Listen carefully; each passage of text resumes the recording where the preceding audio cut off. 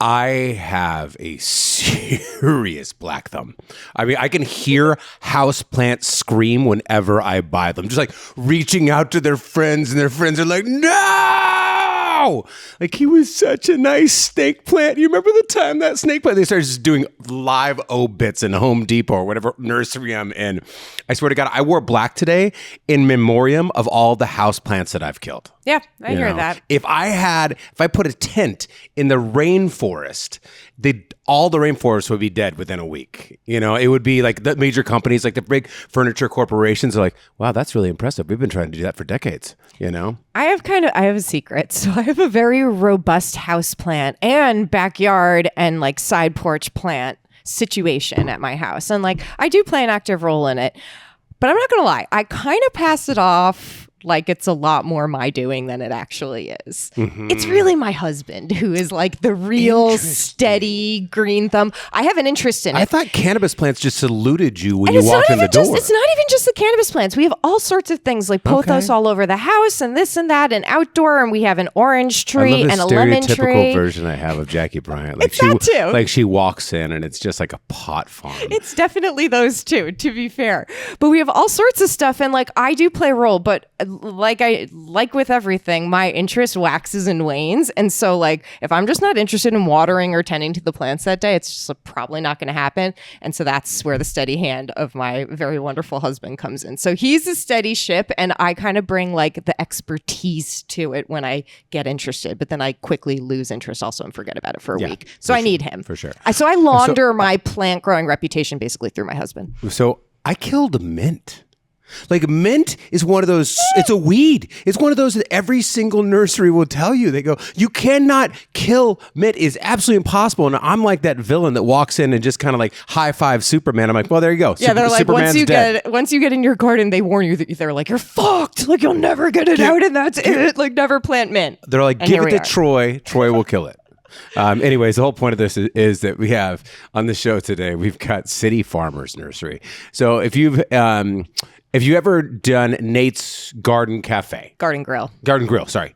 Nate's Garden Grill is it's a great place in San Diego. They do live music. It's just this kind of like down home grill, that everybody in the town loves, and it's attached to a nursery. Is in a nursery, and good this brunch is the nursery in City Heights, family run place. It was an actual Nate, and we're gonna get to know the entire story today of that like brunch, that kind of hangout of San Diego, and the nursery behind it. What it's like to actually run a nursery when you have people like Troy roaming the world and threatening the entire existence of all of your inventory. And also people like me, because I go to City Farmers a lot because I live in that area.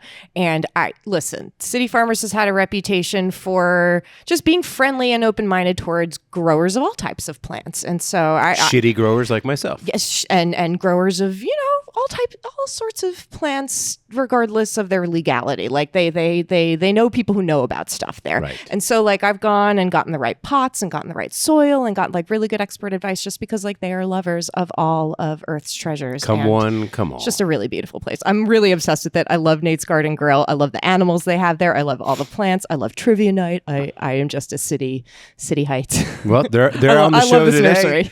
Nursery. Two quick things. I lied to everyone. Thank you. I do this often. I'm a serial liar. I said that I'd never mention Delmar Wine and Food. I know what you're going to say. But it was last week. It was the biggest event we've ever done. I mean, it was one of those moments because it's the third year that we put it on. And there was a time when in the middle of the tent and the VIP was just jam packed to the rafters and the whole scene on the grass was packed. It was lovely. Everything went off without a hitch. I knock on wood for next year's. But there was a moment when Chris Cantori's DJing, through the roof of this VW bus. And I pop up through the roof and I introduce Guy Fieri, and he comes on the stage and says something really nice about the city, about the restaurants, about feeding San Diego. And he rallies up the crowd and everybody goes absolutely freaking nuts. I have video of this. It was one of those moments because when year 3, you go, all right, well, we've put everything we have into this, and we make $12 the first year, you rolled it over to the second year, you make $25 the next year, you roll that into the third year. And year 3 is when you either fall flat on your face or you are going like, we have something really, really special, and this is going to be going on for a very, very long time. And according to the people that I know that would tell me exactly to my face how I'm messing up in graphic detail. They draw me a comic of how I'm messing up. We're like, that was really, really special. So to that end, we have announced next year's dates. It is the very beginning of October. I don't even know the dates. They're so new. But you can buy tickets right now. If you want to go, if you have FOMO, and you want to go next year, they're going to be $175 to $212. That's just what it costs to put on an event that much, where you can eat and drink as much as you want of all the city's best chefs. It's just, and the best wineries from around the country and everything else. Right now, you can get $100 off if you do it for, I think, the next week or something like that. So if you guys are out there and you want to come to next year, you went and you're like, oh my God, I want to do this every single year. Do it now, get $100 off, and then I promise from here on out, I will not mention it for a very, very long time. It's like free money at that point. It's like one of those things you're just looking out for future you. Like you buy the ticket now, you totally forget about it, right? Yep. You store it away, and then you just get that email from Squad Up one day, and you're like, oh, right. I gifted myself a wonderful experience very long ago. For $100, you get like all the city's top chefs, like as much as you can eat and drink. Yeah, anyways. Yeah. Okay, that's it. I'm done. Jackie, what do you got the news? I can't believe we're talking about this. I can't. Chicken Hawk is opening. Or like, it is, right? It is opening? You know what? This is a chicken you should not count its eggs for sure. Bum. Dad jokes are just rolling out of me. I get an extra kid and some cargo shorts with that one. This has been the poor guys. I mean, Andrew Bachelier, who opened up Jeune Jolie, one of his kids, and I can't remember if it's Jeune or Jolie. I think it's Jolie. He was the founding chef and partner in that restaurant, which eventually got a Michelin star under Eric Bost. But then he partnered with Tony Hawk. And right at the beginning of the fried chicken craze, the fried chicken sandwich craze was just taking off. Which means years ago. And they announced this, and it has taken forever. And I kept on watching this and going, these poor guys. Now, 400. When they first announced, there was like 6 restaurants. Now there's 300 fried chicken restaurants, except for neither one of them have Andrew Bachelier and Tony Hawk. That is very true. It is going to be fantastic. It's opening up in Leucadia. Sorry, go ahead. Yeah, no, I mean that's the background is incredible. That's why we had to lay it. This is big news because it has been waiting in the wings for so long. So the design, it nods to skate culture, bold 80s colors, concrete, a mural by Mark Gonzalez, mid-century touches, a real skate pool repurposed as the patio. The star of the menu they're calling the Birdman fried chicken sandwich. It's a crispy thigh fried in beef tallow with kimchi slaw, comeback sauce, spicy pickles, and a potato bun. And the spice levels throughout the restaurant are named after skate tricks. So 360 is mild, 720 is medium, 900 is surface of the sun hot, like blazing hot. They've got a vegetarian mushroom sandwich, a blackened fish sandwich. So you're getting like all sorts of fried proteins all over the place. And they've got a really interesting drinks list with cocktails and Cheapskate, which is an American lager collab with Viewpoint Brewing. So all right. It's here. So it is here. By the time you listen to this podcast, it should have opened. They were not committal when we did the story in San Diego Magazine, which you should always check SD Mag, because Beth Demon, our food news writer, is fantastic and she's on top of it, and she just put out a story about it. But they said sometime next week, which made me think, I didn't quite get a date out of that, but it's happening. It's happening. All right. What next? All right, so Marcella Pizza Pop-Up. It is happening. It is popping up at San Diego Breweries and Cafe from Santee to Normal Heights. So Chef Guillermo Ivan, he pivoted from smoked brisket sandwiches during the pandemic to Neapolitan pizza. And his first pop-up was last year, 2024, at Novo Brazil Brewing, and it sold out in hours. Okay. He's kind of like a dough savant. He does a 24-hour pre-ferment, 24-hour rest, imported Caputo 00 flour, San Marzano tomatoes. He's just like a dough guy, like through and through, which, if you're a real pizza head, like that's kind of the thing. That's the only thing that matters. Yeah, so he's popping up all over, and Ivan is seeking investors to build a permanent location, and he hopes to hire staff so he can focus on growing. So, is there anything worse than pizza with terrible crust?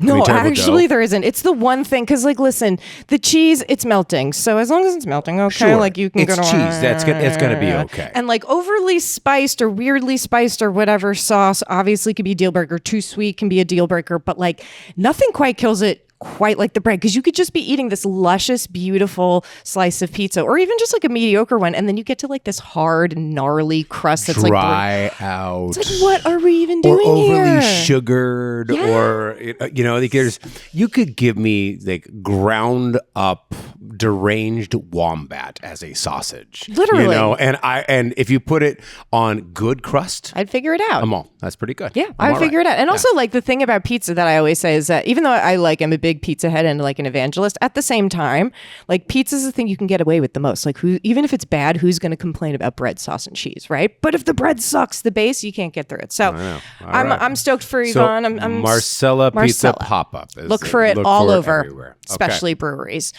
So 86, it's now Common Table in North Park. So Pop-Up 86, which was launched last year by San Diego natives Nathaniel Cadsap and Megan Lee. It's becoming Common Table in North Park, opening this fall. So Cadsap cooked at Underbelly, Anime, Kettner Exchange, and Yokohama Yakitori Kubu. And the menu highlights chicken katsu sandwich, which is based on their chicken nanban. It's their #1 seller. Birria meets ramen tacos. We've seen stuff like that around town, but it's always a crowd pleaser. Small plates like shishitos, seaweed salad. The opening menu is going to stay limited, but they do plan to add bigger rice plates and a wine, beer, sake, and soju menu. And they will collaborate with other local pop-ups for desserts, which is kind of cool because I feel like San Diego's having a bakery dessert moment, honestly. For sure. And if you know cooks and chefs, you're either a baker, you're either a pastry chef, or you're a chef. Yes. A savory chef. And nary shall the two mix. No. And it just end up like distinct cultures, the savory worlds. chef's like, look, I did a crumble. I did a bread pudding. That's so true. It's so true. So this is on 30th Street in North Park, right in the mix. 86 is now Common Table. I want a supercut edit, and I just want to make it my ringtone. Can you make things your own ringtone anymore? I tried to Oh make my God, can you? I tried to make my son's ringbacks. laugh my ringtone, and I couldn't figure it out. Of course, that doesn't say much because I'm not necessarily the Steve Jobs of San Diego Magazine, but I want to get your... and I want that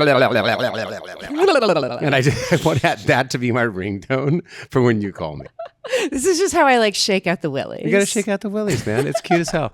All right. That is your news. Go on to SanDiegoMagazine.com and check it out. What else has come up? We have our Celebrating Women at San Diego Magazine. It's going to be a great event that happens every year. Just championing a massive group of badass women who have made, titans of business, made great change in San Diego, are doing inspiring things, artists and culture and everything else. That's coming up sometime in November. Go check out SanDiegoMagazine.com. I cannot believe it's that time of year again. I know. That's our next event. It was a good vibe last year. Celebrating Women was really a special room last year. We were sort of dining out on that vibe for weeks. People just couldn't stop talking about it and what a good room it felt to be in. It meant something. Yeah. So anyways, check that out. Go to SanDiegoMagazine.com. And now it's time to bring in our guests, City Farmers Nursery, coming in happy half hour. All right, as we advertised earlier in the show, the brother and sister second generation ownership of City Farmers Nursery and Nate's Garden Grill, Sam Tall and Rebecca Tall Brown. Sam, second generation, just said that. That's okay. Mm-hmm. You've watched the evolution of gardening and homesteading through your family's business. Rebecca, you spent 30 years kind of doing the marketing and business. There's no way you spent 30 years doing this. It's child labor. You don't pay for child labor. I know. Oh, when you live on site, you pick a job and you get good at it. Okay. So they run Nate's Garden Sweatshop, and I'm just kidding. I'm sorry. That's not. So Nate's is owned by a family friend. It's a separately owned. It is. Business. So they lease it. Okay, good. Yeah. This is important for me to understand. But they kept the name. This is important. I actually didn't know this either, and I go a lot.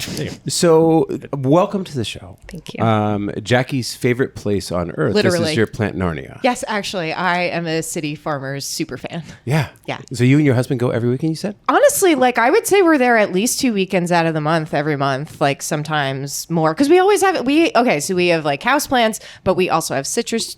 We have citrus outside, and for some reason my tropicals are doing really well on my side porch, so we keep those outside, and we have all this other stuff. And then I also grow weed, which obviously I have to re-up that every year. So, because, you put those in pots. We don't put those in the ground. Long story short, there's always so much to do, and we go every weekend. And really, my husband is the maintainer. I'm the burst of energy and the ideas, and we're gonna do this. And then I pop in and He's go to just- City Farmers and have fun and do all the shopping. And then I'm like, So you're telling me do that? Jesse is the COO of the plant, the operator. Oh, You wait, I'm are realizing, I'm recognizing this dynamic. You're like, I got an idea. He's like, Yes. here's how we'll execute. I'm the ideas gal, and he is the executor. And so through that, we live our life through City Farmers Nursery. Okay, well, fantastic. I mean, and like you said, it's, this, how many acres is the nursery? Probably about an acre. It's about an acre. Yes. Okay, so an acre of green within City Heights itself. And she said, I want to be an evangelist for this place because, it's like nobody knows that there's this like beautiful acreage. Well, of, people like- know. I know. People know, but it's like if you don't Right. live in the city or you haven't lived in the city or maybe you live in North County or the South Yeah. Bay or on the coast or whatever, like if you may not know that it's there. Yeah. Well, so for those 6 remaining people that don't know how much this is Jackie's whoopee and happy place this podcast is for.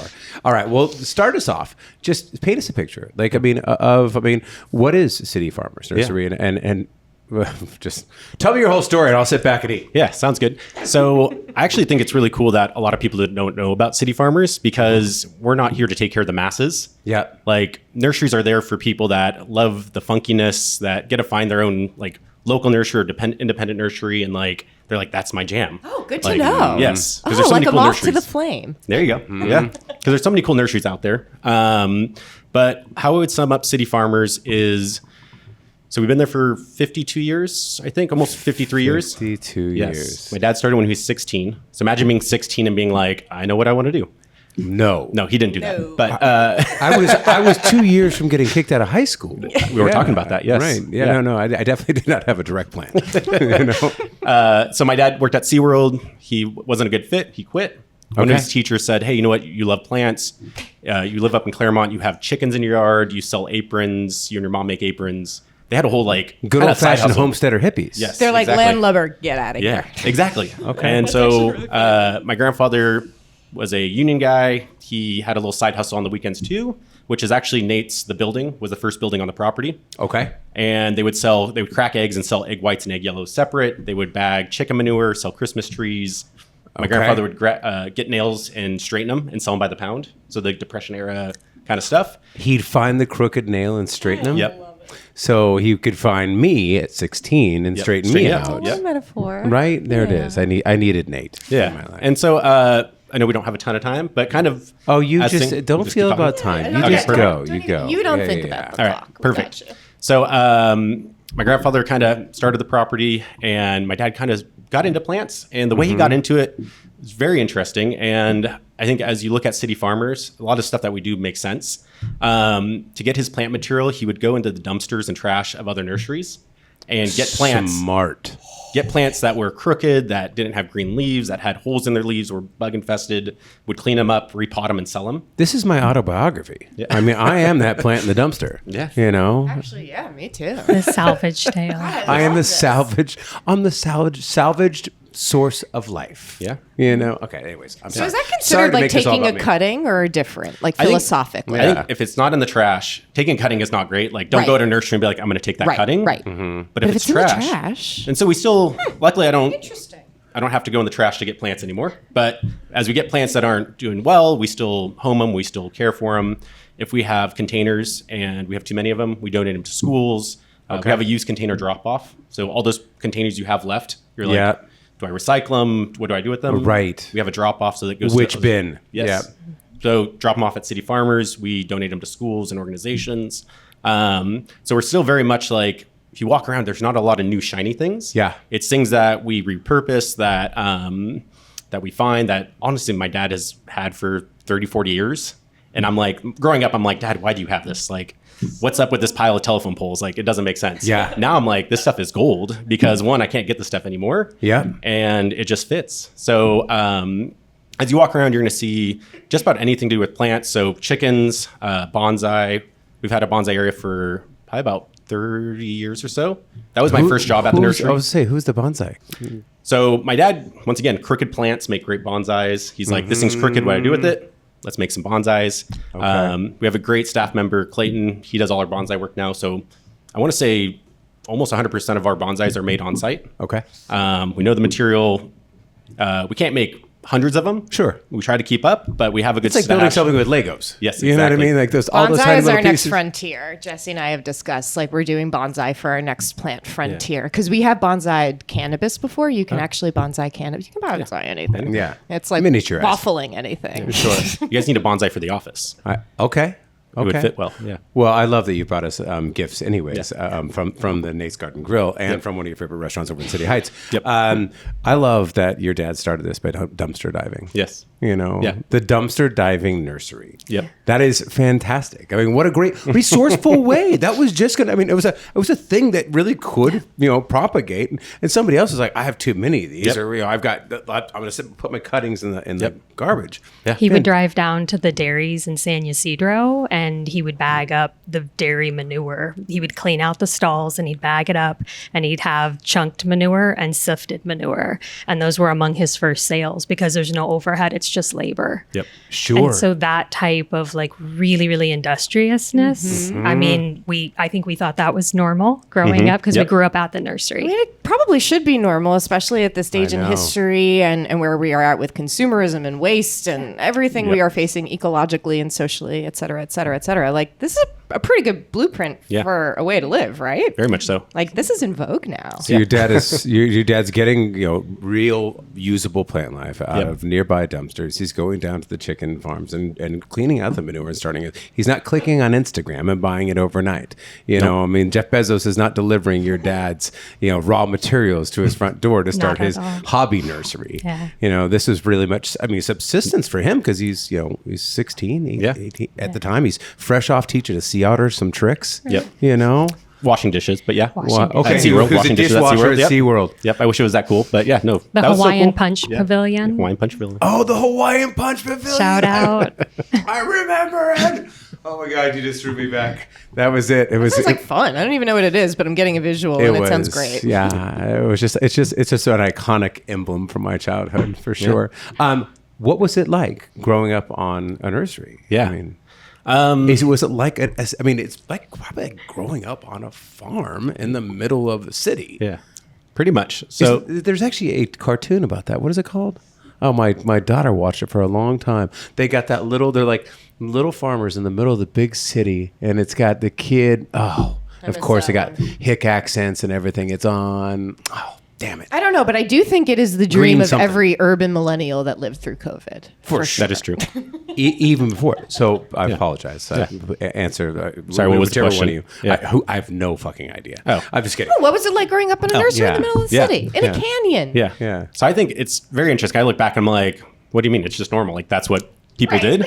But I think what's really interesting is since we're in City Heights, and City Heights is the most diverse community in the nation. Yeah. Is when I went to Marshall. Diverse community in the nation? Yes. Yeah. Yeah. I knew it was a very Yeah, different. Queens is usually the location, Queens, New York, that takes that. But is it City Heights? What's the amount of language spoken? That's how they Wow, calculate it. per And capita. because it's a spot where refugees find their course. first Yep. their first home, and that has a lot to do with affordable housing. And Wow. so we were wrapped around cool. Yeah. by this very cool neighborhood. Yeah. And so I went to Marshall Elementary. We'd actually have our classes walk to the nursery for Okay. like tours. So Awesome. like my friends are like, oh, we got to go to your house. And we go and we like plant strawberries. And I'm sitting there just like, You're like, can I go get a "God, snack? Or like, Can I go to somebody chill? else's Yeah. house? Can I stay here And we when grew you up in guys a- go back? Yeah, we grew up in a trailer, nothing fancy. And I was like, can I just go in the trailer and grab some popcorn or something? But yeah, I still have friends that are like, hey, remember we used to go to your house and like ride the horse and like learn about strawberry plants. I think it was a lot of fun. Yeah. One thing is we're always busy. Like Yeah. we're always doing something. And I think that's where the love of the nursery comes from. Yeah. And it's not your typical, here's your house in the middle of San Diego. There's topography, there's different plant material, working with a lot of the employees back in the day, building all the tire walls you're going to see. So if you ever Yeah. go there, there's retaining walls made out of tires, like working on that with them, climbing the trees to help prune them at a young age. So Right. just learning to love what you do. Yeah. And not knowing that it's different. And did your dad did Did you love it immediately? I guess did you immediately go into the life where you were like any other teenager that whatever their father did, there's no hell in no way you're gonna do this. I'm smiling. Yes. You're like, I want to go be normal. Yes. No, when you're young, it's fun. We're doing all these things. Then you get into like the 15, 16 year age. I'm just like, I don't want to do this. Like, gardening sucks, man. Yeah, I wasn't that hard on my dad, but I was definitely like, I don't want to wake up at 5 a.m. and go run errands and do all this. But Steve, now you have a 1 and a 3-year-old. Now you're waking up at 5 a.m. anyway. So that's my quiet time. Yeah. I'm like, no one's awake. But right out of high school, I got a job making prosthetics. A customer had an opening with their business, made prosthetics, learned about tools, safety, all these types of things. Yep. Then after that, I wanted to become a firefighter. So I was an EMT, rode with paramedics, learned having the right tools for the right job, organizational skills. In high school, I had a maintenance route in Point Loma. I had 3 houses that I maintenanced on the weekends. Okay. Get there early, do my work, go surfing. Yeah. Made some extra side cash. My truck was just surfing cash. That's all it was. Yeah. I was just like burritos and. But it kind of sounds like a jack of all trades situation is percolating here, which kind of sounds like your lineage a little bit. Yeah. And so as I got older, my dad's health kind of kicked in. He passed away about 6 years ago. Okay. And I think you just know you'll always come back to it. Yeah. Like when you have a business that has, I think we're up to like 14 staff members. They've been there forever. It's more than a business. We support the community. I can't imagine not having City Farmers. When you say you support the community, and I know that you've already kind of talked about it a little bit, like giving some of the pots and whatnot to schools, but like, how else? I'm going to let my sister. She's a storyteller, and like, I'm going to let her explain this one. Yeah, so we're there because of the community. The community's there because of us. We're an institution of holding of knowledge. So the whole nursery industry is an oral history. Mm-hmm. It's not written down anywhere. Nobody trains other nurseries. You can go to school for it, but the nursery owners would go to other nursery owners and they would just hang out in back rooms and talk and kind of shoot the shit. Yeah. And we would grow up going on these sales calls and you would see how they supported their communities differently. And every nursery has their own style. Some host gardening clubs, others are very like grant driven or do school gardens. Yeah. And we reflect what our community needs, which is free information that's really accessible. We have a very diverse neighborhood, so we do our best to bring in things that folks, first of all, can afford, but also look familiar. Yeah. There is something so cool about someone not being in their homeland, coming here, living in an apartment, and then they come in and they see a lychee tree or they see a longan, and it's the first time they've seen that in 35 years, and they need it to go into their yard. That's special. And like that moment with somebody's auntie or grandparent or whatever it is, like those are our high school friends, right? And they bring their parents in, and then you realize, oh my gosh, we have to keep these product lines here because we need to make sure that people have that outlet. So like that type of support. You're giving me the chills, and I'm sure they get the chills I'm sure they get the chills when they walk in too. Yeah. You know, I mean, especially being in a a brand new world where you're trying to navigate language, customs, everything else. And our employees very often come from the neighborhood as well, so they are telling us, "Hey, no, this grows this way," or "I want to see this." They fall in love with their passions. Sometimes it's super random, Clayton bonsai, Elizabeth water plants, but then they build out this kind of nursery within the nursery. Yeah. So when you come, you're going to see all these different sections. You're going to see all this diversity of material. And really, our dad used to say, hey, if you don't carry it, it'll go away and it won't come back. Because big box stores carry the same 6 things. Those same 6 things become resistant to disease. Yeah. Your average avocado, and there's nothing wrong with that, but they become resistant to disease. So when you have biodiversity, right, when you keep selection, you have this opportunity to keep stuff on the shelves. So I always say, when you come in, buy something weird, because then we can keep bringing weird stuff in. If you come in and you buy the usual thing, nobody's going to know that, oh my gosh, there's all these other varieties. And we grow a lot of stuff on site. I can let Sam tell you about that if you're interested. That's exactly about like the food system. Yeah. You know, I mean, when customers go in into a seafood store. I mean, they go into a seafood restaurant. They order the same damn three things every single time. They get the halibut, they get the sea bass, and they get the salmon. Yep. I mean, that's it. When there's also, you have opah, you have all these other quote unquote bait fish, that are beautiful and great and have their own qualities and a lot more diverse, and it just opens up the palate. Same thing with plants. Absolutely. Yep. Okay. And it gets those people that are fishing like, hey, I might not be Demand. big enough to do the halibuts, but I'm able to do this over here. So there's these niche markets, which is the plant industry. Like being in the business for 52 years, like we make connections. Like we know who the avocado growers are. There's 3 or 4 that come to mind. We know the tropical trees. We know rose people. So if someone comes like, hey, I'm looking for this plant or I'm having an issue.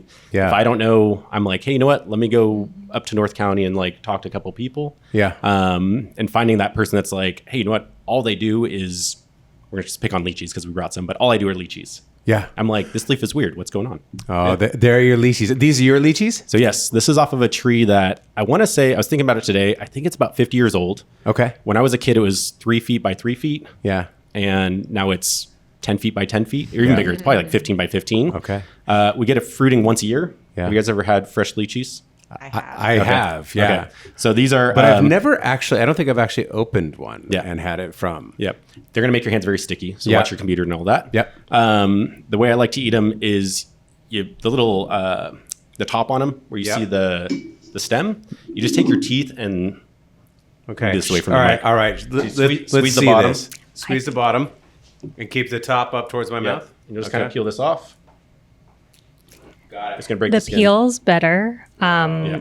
And when you come into the nursery in the parking lot, it's going to be just on your right-hand side, so you can actually see it from the lot. Oh my God. Are the ones that look like this and have like the hair spikies? Are those rambutans? Yes, rambutans. Okay. Not as good. Okay. We actually have to put like fencing around our lychee tree when it fruits because like people grab handfuls. There's a big seed in the center, Oh my God. so don't choke on that. That I did know. Oh my God. It is so delicious. Yes. It is so wild. It's a mix between slime, eating an eyeball, and eating a tropical drink. Yes. Eyeball is a big thing. You can buy cans of these and you like chill them and wash them up, but they look like eyeballs. You want something for Halloween. Lychees. I just didn't realize the philosophical cultural history of nurseries. I think I just didn't realize that they were like such community keepers Yeah. and obviously like versus big box stores. But I think I just didn't realize that each one is sort of its own little intellectual like house of knowledge and philosophy. And do you guys seed bank also to that point? Not so much. So we rely on really good seed companies out there. We Yeah. rely on, that's their specialty. Yeah. There's some really cool nonprofit seed companies. San Diego Seed Company, really good local. It's like I don't one. make my own paper for San Diego Magazine. Exactly. Right. Yep. We leave it up to the professionals that we can source good stuff. But we grow a lot of our own herbs and veggies on site. Biggest reason for that is because there's only about 4 growers for fruit, for veggies and herbs in San Diego. So think about, go ahead. I'm just saying, what? Yeah. Really? Just because it's not as profitable as some of the ornamental plants? So it's the cost of the property. It's labor. It's labor intensive. Owning a nursery is not. I came into your guys' office. I was like, oh, this is nice. It's air conditioned. It's humid outside. This is very Right. nice. No one wants to work at a nursery when it's 100 degrees.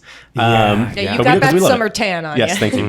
The farmer's tan. That's what it is. Yeah, he's got that summer tan. It's like a strawberry It's a perma season. tan. Thank you. He's got that one in February too. Now I'm blushing, but Yeah. that's the same thing. But being diverse. So the reason why we grow our own things, because so much easier to go to these growers and just be like, I'm going to bring the same as plant material as Lowe's and all these other nurseries. But we grow our own stuff because we can pick the seed. We can make our own soils. We can tune it into more of what the weather is going to be instead of just saying this is what's available. And we can have fun of being like, hey, you know what? This is something no one else is growing. Let's do it. And that's where I learned my It's a project for you too. My dad actually, he's a dentist, and he talked me out of becoming a dentist. I was halfway through my training in undergrad, and he said, "I'll keep you in school as long as you want." Granted, with Chico State, and at that time, a semester was only $900. So he was like, "Yeah, fine, stay there as long as you Go want." hang out, get on my Go hang face. out. He goes, I will keep you in school as long as you want, as long as you don't become a dentist, because it's just like an assembly line. It's the same process over and over and over and over and over. Yeah. For you guys, having some of these weird plants is like, let me learn something. Let me study this thing. I mean, have a new experience, right? Yeah. And also working at a nursery, like nurseries are retail. You get plants, you put them on the shelves. Yeah. You clean them, you rinse and repeat. That's what you're doing. But at City Farmers, I think that's why we have such a great staff and we can coach them through things. because we're going to say, hey, you know what? We're going to do grafting or air layering. Let's teach you guys. So staff wants to know about how to compost. We give them everything they need. Yeah. They learn about it. They have trials and tribulations. We talk about it. But after 3 or 4 months, I'm like, you're good enough to talk to customers about it. Like, we figured it out. Yeah. Like, these are the things. So that's what makes it fun. Well, and it's kind of like a restaurant kitchen too, right? I mean, it's instead of going to culinary school, and nothing against culinary schools. I love great culinary schools. If you really want to focus that much and you have that money, go ahead and do it. But most people say, like, just come learn on the job. Yeah. You know, come in and get a job as a line cook, and just, I mean, and stay there for a while. Doesn't matter how much money you make, because you're going to get a full culinary education. Same with like being in a nursery. How much of a pain in the ass is that lychee tree, by the way? To get it to hold the fruit, it takes a ton of water, not drought tolerant. Yep. It's been there in the spot it is for probably about 20 years. Did I hear you have to get up at 3 a.m. for this? Can you talk No. about when it gets cold though? Oh, yes. okay. So that is kind of a pain. Yes. So let me go back. It is kind of a pain in the butt. When it gets cold, frost protection, we get frost in the nursery. So I come in the morning, there's ice on the ground. Lychees do not like that. We do? Yes. Good So to know. we're at the bottom of a canyon. Okay. Yes. Got it. Okay. Bottom canyons, we get this. So frost protection, getting those old school Christmas lights that the bulbs are warm, wrapping those trees in those things. Somebody's still using those things. I thought they just burned children in the 80s and we got rid of them. Use them on Electrocuted trees. people. Yes. No, we put them on our fruit trees now to keep them from getting too cold. That's how the tropical trees don't die in San Diego. Oh, Yeah, isn't that cute? All those That's our things that Christmas. maimed and burned all my fingerprints off when I was a child how we do are now Christmas. protecting trees and lychees. Yeah. We used to take candles and hang them in the tree. No, I'm just playing. Seriously, those things have to be a fire hazard. Yes. I'm glad that you've put them into a taming zone. Yeah. So, like, let's go move it on a little bit. What is Nate's Garden Grill? I thought that was, I mean, it's a different business. It's not your guys' business. Yeah, so the Nate's building is, like Sam said, the oldest building on site. It's the only original structure. Okay. And it's gone through a bunch of different iterations. And when our grandfather, who founded the property, got into his 80s, he was a widower and he was pretty much bored. And our dad was like, hey, what do you want to do? Let's open a deli. This is in 99. We're talking about City Heights in 1999. Yeah, we're going to put a deli in. And we called it Nate's. I got to build the first brand. So I had inherited the nursery brand, but I had this restaurant brand. Okay. Got to learn product costing. We all worked there. I liked working there because it was a little bit more clean than working at the nursery. You don't have to drive a tractor. You don't have to drive a dig holes. tractor. Yeah, absolutely. Right. I would hope that it's more clean than the nursery. And we built it up. Our grandfather wasn't able to be there for the opening. He passed before then, but it's gone through iterations. And to this day, it's a longtime customer who became a family friend. They own Nate's. They kept the name. And some of the coolest things are, so Nate, our grandfather, was a musician. He built violins. And so Nate's is just stocked with musicians. All the time. Multiple times a day. And we've got just this really, really cool music scene.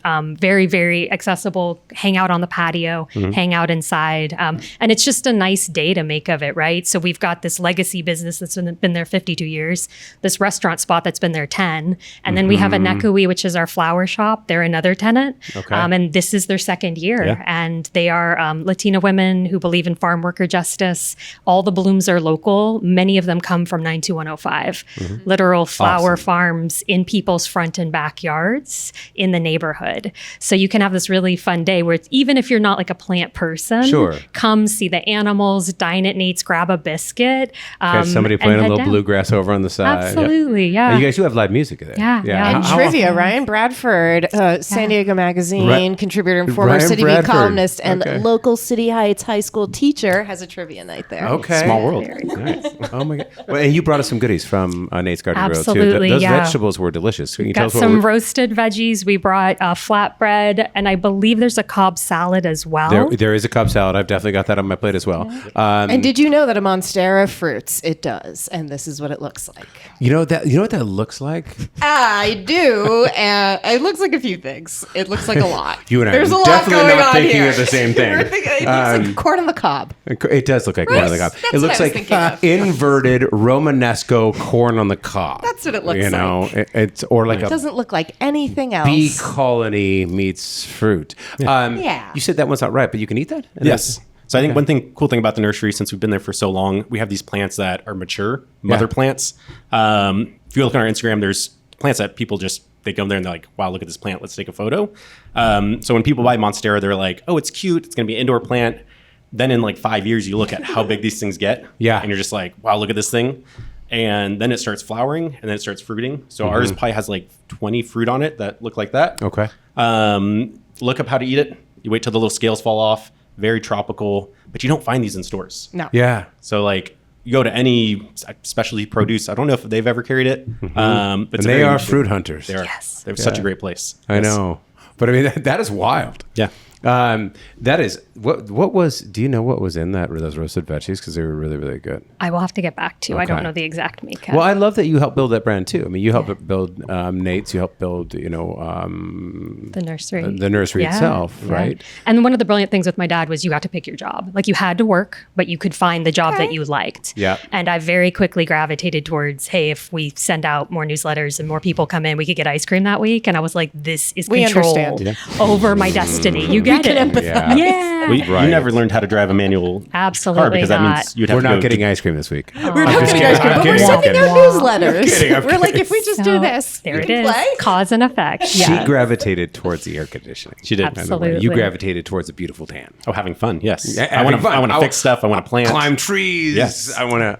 Okay. Yeah. So and you guys are brother and sister. How is it working? I mean, you guys have really gotten along your entire life. And you guys like working with one another. Are you guys at each other's throats? Are you guys like drawing the line in the middle of the nursery? You're like, don't cross that line. Yeah. We're siblings, but I think in the last, I'd say like 10 years, like it's just been keeping the nursery going through COVID, the loss of my dad. Yeah. We kept every single employee just about and just making City Farmers continue. Yeah. Not tearing it apart. That's what siblings might do is like, you take this, you take that. Especially, I bet Yeah. people want that land. Like Yes. you have primo real estate in the middle of San Diego, and I'm sure you get offers all the time for it. Well, and that's part of why the growers are drying up is if another generation doesn't want to take it over, the one way you do make money in this industry is by selling the land. Sure. And the nice thing is we've been given such a legacy and such loyal customers that that's never needed to be something that we looked at. Fantastic. And I always say, like, we grew up working together. So we grew up having to divide projects up and like you're forced to like rely on one another. Yep. And now dividing up projects is a big part of our job. But then there's just inherent trust Yep. of like, you handle your side, I'll handle my side. And then we've, again, have a wonderful staff that handles what they do because this is so far beyond one small family. Like it's a very massive undertaking. And almost every nursery you go into, you're going to see that the staff are there because like they feel tied to it and they feel proud of it. Yep. And like that's just an absolute joy to keep going for them as well. They don't want a cubicle job. They don't want a desk job. Like they want to be out helping people and playing, like Sam said. Unless it's 100 degrees, then they want a cubicle sure. desk job. But Absolutely. after 2 hours, they're like, get me outside. Yeah. Let's Two things. I mean, what is the major? What's the thing that cuts into your business and the potential future for nurseries the most? Is it just big box retailers? Is it just what in American society is eating at your business? So I think aging. So people aging out. So many smart people that are known for growing carnivorous plants, for growing orchids, all these like unique things. And like you said, it's an oral tradition a lot of times. Yeah. Yeah. And there's not a successor. Their kids didn't get into it. The property's worth money. So instead of a truck pulling up to the nursery and opening up the back and being like, we have these plants to sell to you, it's us having to go, even myself taking a day or two and driving all the way up to LA, past LA, picking up plants, driving them back down to be that unique. Yep. So the aging out of that, the uniqueness of things. Yeah. I think it's for myself, the bigger end. I don't know about you, Rebecca. I think just making sure that we can keep things as low price for the customer as possible. Everything is going up. So we For do sure. a lot of You're stuff right. like selling bulk, right? Just like you might see it, I don't know, a Sprouts or Henry's or whatever it is. Like we sell stuff that's broken down from bulk to try to keep prices low. Okay. So just Got it. trying to pass that on, trying to keep things on site so we're paying less so we can pass that on to the customer. And when Sam says people aging out, young people not being able to buy houses, which means they can't garden. Right. Yep. So we Right. want to make sure that you are able to, even if it's container gardening, or maybe you're doing a place where you've through Elder Help, they've got like homeowners, elders Yeah. who have yards. Yeah. These folks need gardens in their yards. Like they're willing to set you up with a garden space. Yeah. So just being really like smart about how we introduce people who want to garden. Maybe they don't have space for gardening. Maybe their community garden's filled up. Find your neighbor, and maybe you can have a small garden plot together. And not only Yeah. is that good for being able to grow your own food, but just being connected in, especially to folks who are isolated. So those are steps that we've taken. And again, we don't do all this ourselves. We've got partnerships. There are nonprofits who do this. But Yep. when you do tap into your local nursery, they are embedded in the community. That's phenomenal. The favorite tradition that you guys do, I'm sure that you have brunches, you have music, you have trivia nights, you have, I mean, Yep. I'm sure you have nights at the nursery too, that, Yeah. or like maybe there's a first day of this plant, or Yeah. what's your favorite tradition? Oh, I got like 3 off the top of my head. One just personal tradition is anytime the new building is built at the nursery, first night you sleep in it. Okay. Once the roof is like up, that. our greenhouses, sleeping in it. We have to rebuild our barn eventually. Me and my kids will sleep in it. That's like more personal. I'm coming to sleep in the first day. Very good. You're like, no, you're not. Okay, get off my property. That's People be like, I would love to sleep at City Farmers. Yeah, actually. Yeah. Very much. I think for myself, strawberry season, that's become something really fun. Which starts with you guys when? Yeah, about-ish. They came late this year, as I Third week of understand. January. Yeah, third week in January. So it's early. Third week in January. We are in San Diego. We're Dear so God. spoiled. Yep. But the reason why I like it, it's cost effective. You can get bunches of strawberries for cheap. Yeah. Strawberries just keep giving and giving. Yeah. They're great ground covers. Yeah. And you don't have to wait for tomatoes. Everyone wants to plant tomatoes too early. Strawberries are the gateway. Tomatoes will be ready when they're ready. There it is. Nice. That's so true. All right. Now your favorite, like, what's your favorite memory, tradition, whatever it may be? Man, just being able to see people walk through their very first day. I mean, Yeah. we've been doing this. I don't know any life outside of the nursery when you have people who come in and they're like, I've heard of this place. I heard that their dad, and then this is their grandpa, but then that is his son. And they're trying to put this story together. And you're like, we lived in a mobile home in 92105, and people come and they're Yep. like, why? Where has this been? And I'm like, oh, we've been here. Yeah, we've been here for 52 years. Yeah, 52 years. I also enjoy the people that have been coming for like 30, 40 years. Yeah. And they're just like, man, this has come so far. Even just telling us like, you guys have done a great job holding that story, keeping City Farmers City Farmers. that hypes Do you you, up. do you I speak have to. nursery Tagalog, nursery Mandarin, nursery, like a little bit of a lot of different languages? Because you're in the language capital of the world. That's why we have our staff is really good at that. Okay, Yes. got it. Absolutely. Yeah. Yeah. You pick up a couple words here and there. Well, I am so glad you guys came in, shared your story, and brought us some delicious lychees. Am and I food. allowed to shout out Sang Dao who Please. brought We're not. Please. Oh, we're not Okay. done yet. Oh, yeah, Okay. we're not done yet. We Okay, haven't so we're gonna do a segment called Get Some, and we're getting to this. I'm getting some of what you brought right now. This is basically where do you like to eat, and I know you brought something from a restaurant nearby that you guys love. So you tell us exactly what we're eating here and what the restaurant's about. Absolutely. I brought you Laotian food, and that is from Sang Dao. They're on 45th and El Cajon Boulevard. And there's two types of papaya salad. So one papaya Som-tom? salad is, oh yes, the som-tom. Som-tom. That has, one is more of like a Thai style, which has peanuts, it has dried crab. And then the other one's more Laotian style. And what I learned is that they use a more fermented fish sauce. And so having that kind of more fishy, earthy flavor, so you can request it two different ways. And then he sent over tom kha, so shout out to Mike. And that's a beautiful coconut soup. This one has chicken, but they do it with tofu for me. And Tom Kha is one of my favorite things on the entire. yeah, it's just a different, like I'm a tom yum girl, but tom kha just has that kind of fatness that is added in with the coconut and just a lot of aromatics. So that is my get some for Okay. What name of the restaurant one more time and how you spell it? absolutely Sang Dao, 2 words, Sangdao. D-A-O. D-A-O. I like that. You just did a commercial for them. That was I phenomenal. said that in my head. I was spelling it in my head, and I was like, oh, I did that too. And they're on 54th and El Cajon Boulevard. Okay, It's so like right that's up the street. So that's your get some. Where do you like to go eat? All right. For myself, it's up on University, so 3 blocks north of, actually, probably 4 or 5 blocks north of City Farmers. It's called Pho Hoa. Yeah. Yes. Oh, yeah. And what I love about them, consistent. When you get there, you're given a menu. Right after like 3 minutes, they're like, "What would you like?" Yep. Like the hustle is 2.5. there. Yes. Absolutely. You are feeling the heat. Yes. The food is out within 5 minutes. The food is amazing. you're not rushed to get out of there, but it's like a big dining room. And I feel like it's a cafeteria. It's been there for it's phenomenal. Yep. And I feel like everyone's like it's all family there who's working there. Right. And they have the plum soda. Yes, they which do. I personally think is disgusting. It's my God, we've been there together. It's Do you salty. remember? It's like, I'm like, wow, I can't do this. Yeah. But I am completely just not up to the task. I think that is a personal problem on my behalf because people absolutely love that. And it's not necessarily served everywhere. It's really salty. Yeah. But yeah, they have and you go for beef pho, and they've got the cow literally on the sign, like a red cow cartoon. So you know what you're going for. We've actually been there together. We went there after some photo shoot. I don't even remember for what. And we were like right around the corner, and I was like, I know where we can go. And we had a lovely lunch. It's for your cannabis podcast. Oh yeah, that's right. Oh my God. Wow. Okay. Time flies. You get some. I'm keeping it in the neighborhood too. So my dad and I, my dad lives in New York, and my whole childhood we always went out to dinner on Saturdays.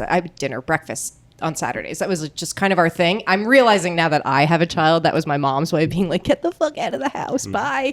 But it was a really lovely tradition that my dad and I kept, and when I go visit, we still do it, and it's just something we always do. So I'm starting to do that with my son. We're doing little weekend breakfast dates. So we've been going to the Daily Grind on El Cajon Boulevard, as I like to call it, the eastern reaches of El Cajon Boulevard. It's like right where Montezuma, so like right in the college area, Rolando area, right before you hit La Mesa. And it's just like a really solid breakfast spot, but they've got a really big outdoor patio. They're extremely kid friendly. They are like so nice to your toddlers. They really, really, really get it, which I appreciate. And they have really delicious coffee smoothies, but their pancakes are pretty much what I get every single time. Right. Well, I'm going to take you guys up to Oceanside because I was just reminded of this at Del Mar Wine and Food Festival.